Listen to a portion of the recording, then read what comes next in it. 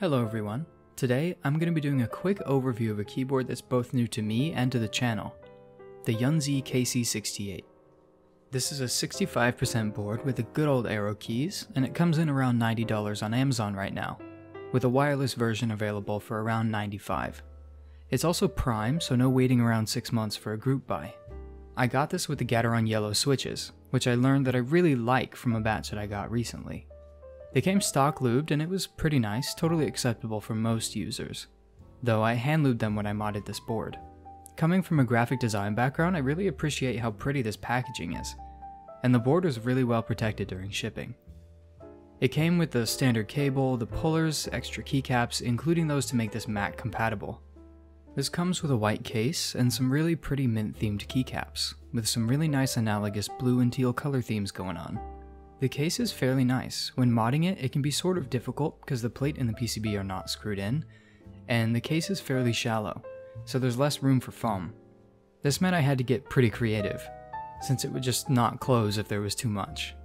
When the plate is a screw-in design, you can sort of force it, though be careful because it can harm the hot swap sockets. This case also has 2-stage adjustable feet for better typing angle, and they have rubber feet on the bottom for more sound isolation, which is pretty cool.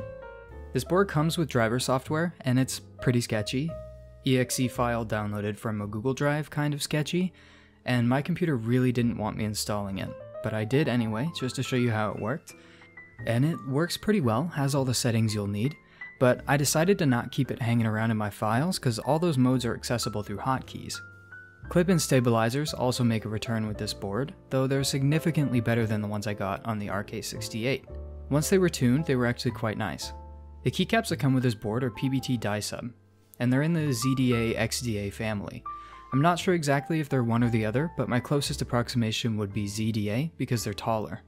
There's some overlap here from what I've found online. It seems that people use the term XDA to refer to both XDA and ZDA profile keycaps. I don't know.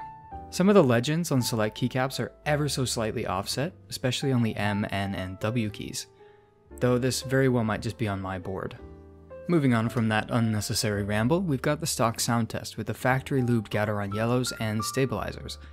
It sounds pretty dang good, to be honest. Let me know what you think.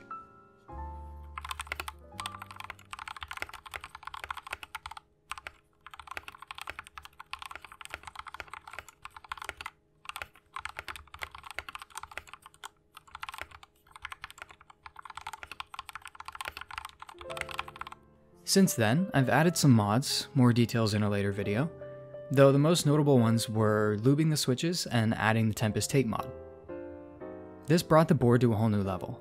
With those simple mods done, I think the board is honestly a great budget board, for people who are looking to get an entry, actual budget board.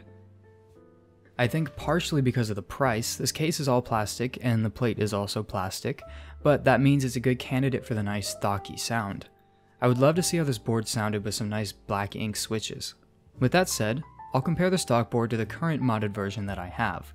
It's still an ongoing process. Thanks for sticking around. I hope you have a great day.